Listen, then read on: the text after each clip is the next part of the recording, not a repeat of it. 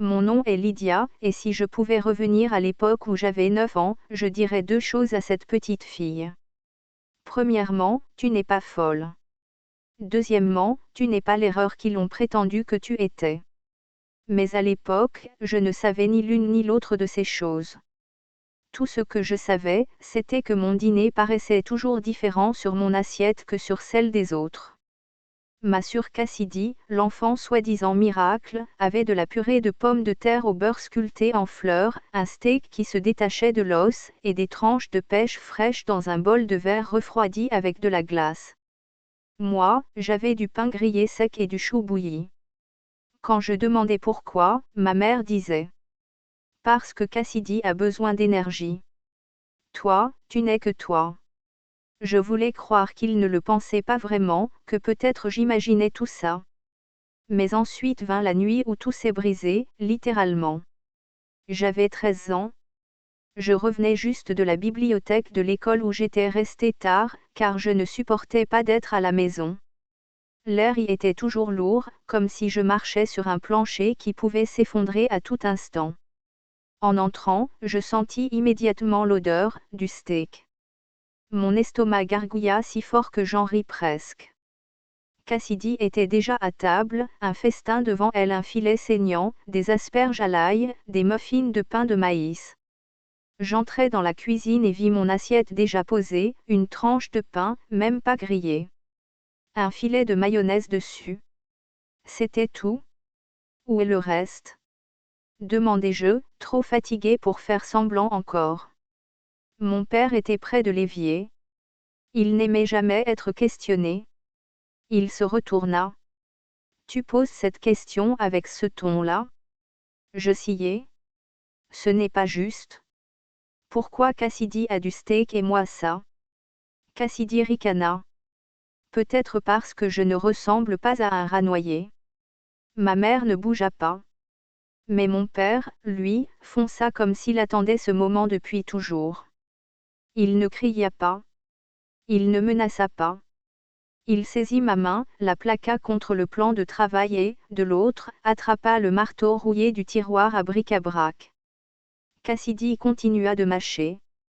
Ma mère ne bougea pas. Puis, crac. Je crois que j'ai quitté mon corps. Un autre crac. J'entendis ma propre voix hurler, mais je ne sentis rien. Je vis mes doigts se plier de travers, enflés. Les bleus furent immédiats, une foudre violette rampant sous ma peau. Mon père se pencha et chuchota. Repose la question. Je t'en défie. Puis il lâcha le marteau comme si ce n'était rien.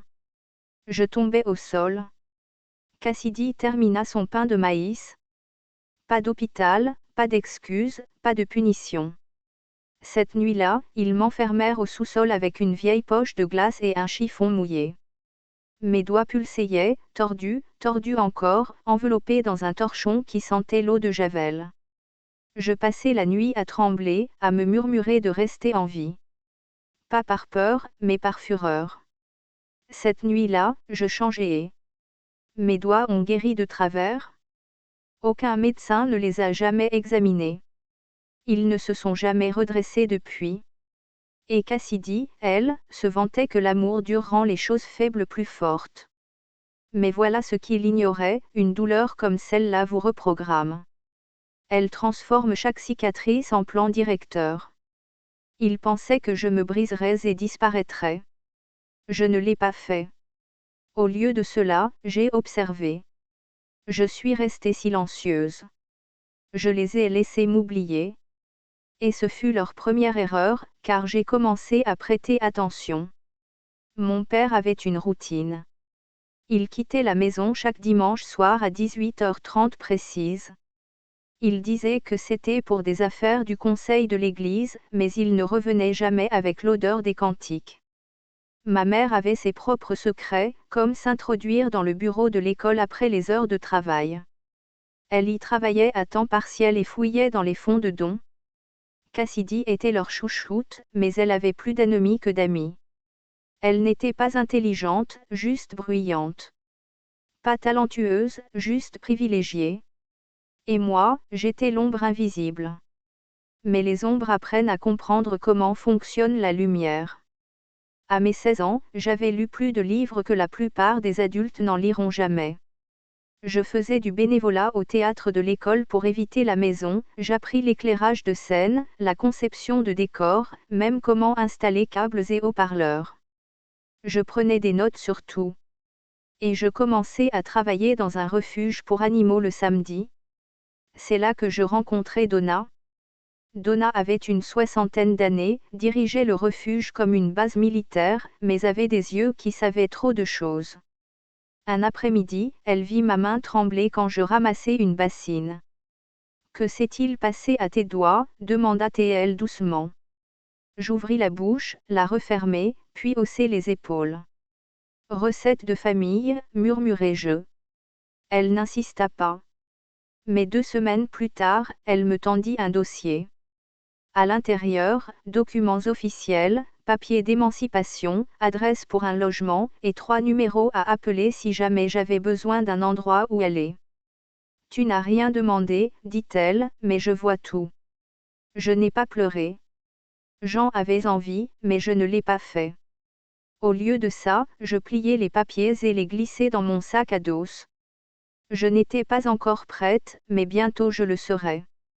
Parce que la vengeance n'était pas une explosion soudaine.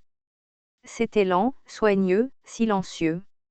Et elle viendrait non pas avec un cri, mais avec un sourire. Je restai encore 2 ans dans cette maison.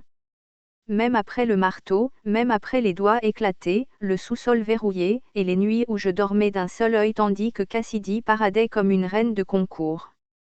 Parce que je planifiais chaque seconde, chaque pas. Tout commença en silence. Donna me trouva une place comme bénévole à la station de radio locale. Elle est douée avec les câbles, dit-elle au directeur.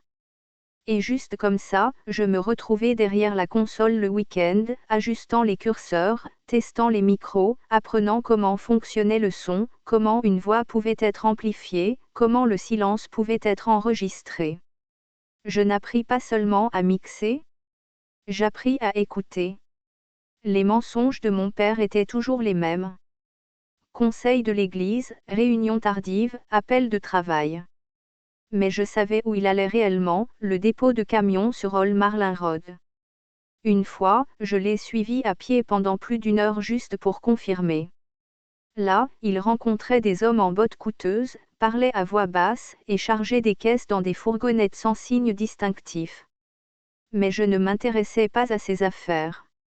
Je m'intéressais à ce qu'il craignait. Et ce fut vite clair, la réputation. Il se présentait au poste de diacre dans son église. Tout sourire et fausse prière, serrant des mains comme s'il ne les avait jamais utilisées pour détruire les miennes.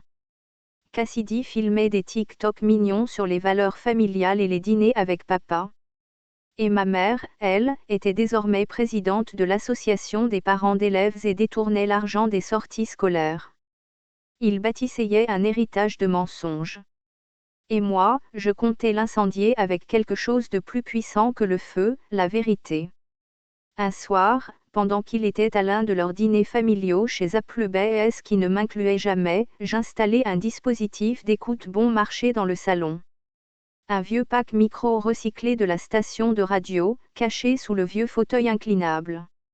Il fonctionnait avec une minuterie et téléversait automatiquement les enregistrements sur un disque crypté. Pendant des semaines, je récoltais de l'audio. Cassidy se moquant de ses camarades.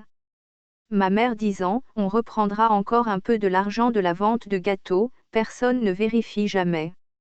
Mon père, riant d'avoir tellement effrayé un collègue qu'il s'était uriné dessus. Et puis, le moment que j'attendais. Mon père disant, cette fille, Lydia, ce n'est rien, à peine humaine. J'aurais dû lui briser la mâchoire quand elle a commencé à répondre. Il était ivre, les mots pâteux, fier. Je découpai le fichier, en fis une copie, et j'attendis. La remise des diplômes arriva. Cassidy eut une voiture neuve. Moi, rien. Pas même une poignée de main. Mais je m'en fichais. J'étais presque libre. Cette nuit-là, je fis mes valises, collai une note sur le frigo. Vous m'avez brisé, mais pas pour toujours.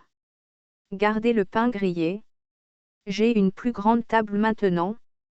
Lydia. Je sortis à minuit, la maison endormie, avec seulement un sac à dos et une clé USB. Donna m'attendait au refuge. Elle avait déjà préparé un lit de camp et un petit emploi de nettoyage des chenilles. Cette nuit-là, je me sentis plus légère que jamais. Mais je n'en avais pas fini. La clé USB, je ne l'envoyais pas à la police. Je l'envoyais au conseil scolaire, aux anciens de l'église, et à l'association des parents d'élèves. 3 enveloppes, 3 détonations minutieusement préparées.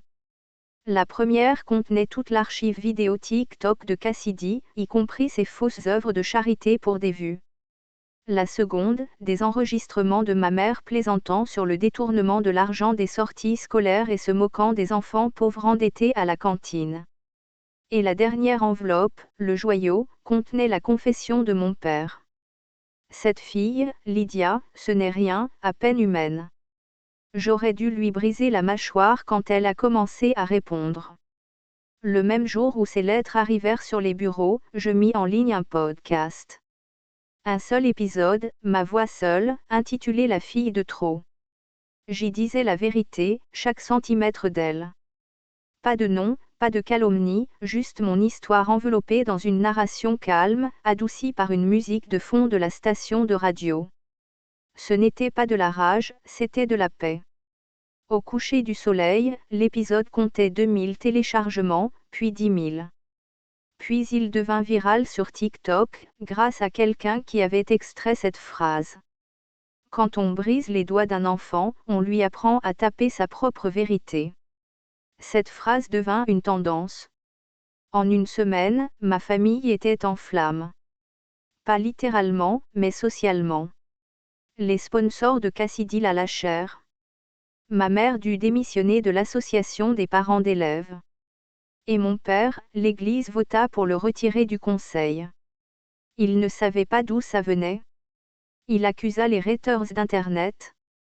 Il n'avait aucune idée que c'était moi, car je n'avais jamais utilisé mon nom complet. Je n'en avais pas besoin.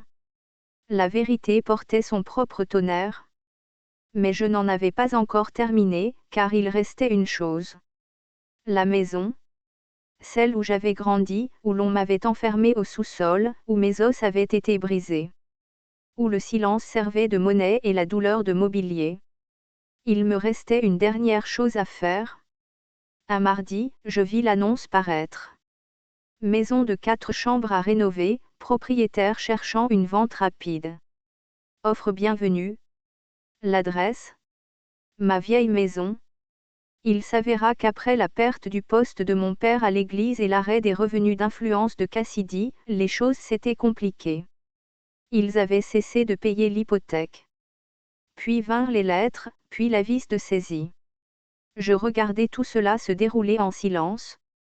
La maison où j'avais frotté le sang du sol de ma main gauche pendant que la droite était encore brisée, était maintenant en retard de 18 000 $ sur ses paiements et quémandait un acheteur. Alors, j'ai fait appel à un service. Le cousin de Donna travaillait dans une association qui aidait les jeunes en transition à acheter leur première maison grâce à un programme de subvention. Il cherchait quelqu'un de fiable, avec un objectif clair, quelqu'un qui avait traversé le feu et savait reconstruire à partir des cendres. Je leur envoyais simplement mon épisode de podcast. Rien d'autre. Ils m'approuvèrent en moins de 48 heures. Une semaine plus tard, je montais sur ce perron pourri, planchette en main, rue d'I9 fermée jusqu'au cou, et signais le contrat d'achat. Ils ne surent même pas que c'était moi avant mon emménagement. J'attendis le jour de la remise des clés. La pelouse était encore jonchée de cartons, Cassidy pleurant au téléphone, mon père hurlant à quelqu'un que tout cela est faux, qu'on nous cible. Je passai devant eux, clé en main. Cassidy se figea. Quoi? Qu'est-ce que tu fais ici? Mon père leva les yeux, injectés de sang, bouche ouverte. Je me tournai vers eux, un sourire calme et dangereux aux lèvres. Je vous l'avais dit que j'aurais une plus grande table. Puis je franchis le seuil. Le silence était délicieux. Ils restèrent figés alors que la porte se refermait. Cette nuit-là, je ne dansais pas, je ne criais pas, je n'allumais pas la musique à fond. J'ai déballé une seule chose, une toute nouvelle table à manger, en vrai bois, payée avec mon propre argent.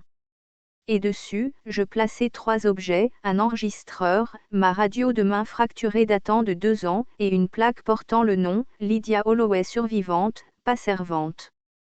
Je n'avais pas besoin de les détruire publiquement. Ils étaient déjà en train de se dévorer eux-mêmes. Mais je m'assurais qu'un dernier message leur parvienne. 3 jours après mon installation, j'organisais mon premier dîner. Pas en famille avec de vrais amis. D'autres filles du refuge, des gens de la station de radio, même Donna. Et dans chaque assiette, un steak parfaitement saisi. Cassidy disait autrefois que je ne méritais pas de steak. Mon père mangeait le mien et appelait cela l'impôt paternel. Mais ce soir-là, je servis à chacun le repas qu'on ne m'avait jamais permis d'avoir. Quand je tendis la dernière assiette à Donna, elle me regarda et demanda: « Qu'est-ce qui t'a fait revenir ici ?» Je souris simplement. « Cet endroit était une prison, » répondis-je. Mais j'ai inversé les verrous. Alors que les rires remplissaient la cuisine, je me glissai dans le couloir et fixai mon reflet dans le même miroir fêlé où mon père m'avait un jour traité d'inutile. Mes doigts ne pliaient toujours pas droit. Une articulation ressortait un peu trop, mais ils fonctionnaient. Ils avaient bâti cette vie. Ils avaient tapé ma vérité. Et quand je passai ma main sur cette cicatrice, je ne ressentis pas de la rage. Je ressentis de la puissance. Parce qu'il croyait m'avoir brisé. Mais tout ce qu'il avait fait, c'était me donner de quoi reconstruire. Et lorsqu'on reconstruit à partir des ruines, on ne revient pas chercher la vengeance. On revient pour posséder tout ce qui a essayé de vous enterrer. Y compris la maison.